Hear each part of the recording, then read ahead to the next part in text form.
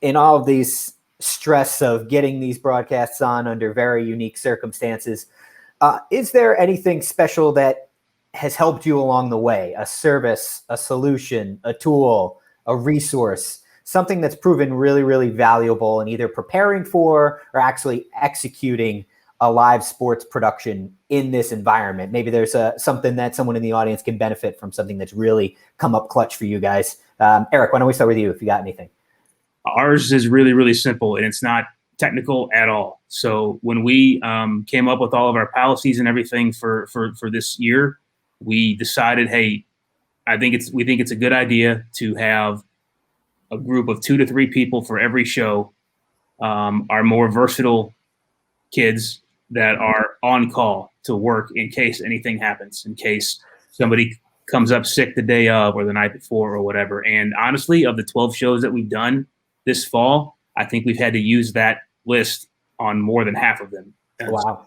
And that has really saved us to be able to put people in critical leadership roles in our control room, to be able to still pull off a broadcast kind of at the last minute if something doesn't go right, or somebody, turns up sick or doesn't pass screening when they get there. So I would say that was really, really helpful. Interesting. Tyler, how about for you?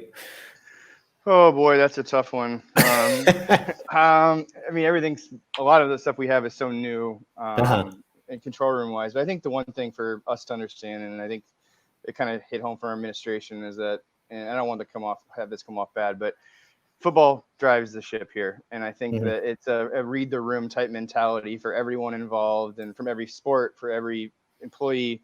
Our AD was out ahead of this, and we had all kinds. He kept us updated and was transparent through the entire process from when this started. And so it was just trying to chart a plan as a group and just understand that don't expect the level of service that you were used to getting in some things as sports that come back online. And I think for the most part, everybody's kind of had that in the back of their mind as we move forward. So that's not something that I can say that I did. We kind of just follow in direction from leadership, because I'm really, really proud of our leaders and how we've handled to get to this point. Okay, great. Megan, how about you? Anything that's a tool, service, solution, something that's helped you along the way get through all this? Yeah. I mean, we haven't had too many live event productions, obviously. We've only had like 3 football games, and other than Facebook Live, we're not really streaming anything too much.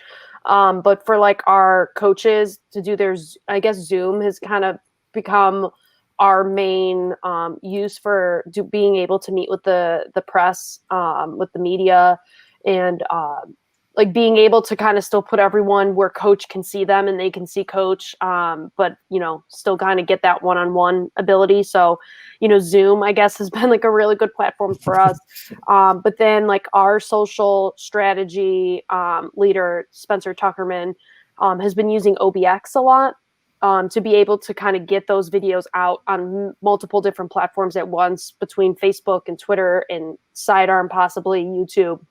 And he plugs everything in and gets it out and does it live via a Zoom link. For us, a great example is our medical staff has been very, very, very, very strict about who is where and who's doing what. And part of that is 2 of our head team doctors kind of work on the board in the city of Cincinnati for the COVID related incidences, because UC Health is so huge here, and they get more information than I think most normal doctors do in terms of strategy and whatnot. So our post-game press conferences for football with coach and the players has been all virtual. They don't even want me in there. I can't film it.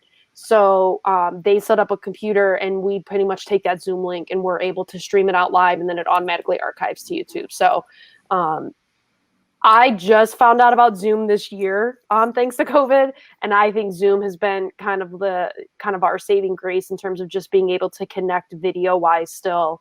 And having that record option in Zoom too is great as well. We're able to get interviews and archive them and all that.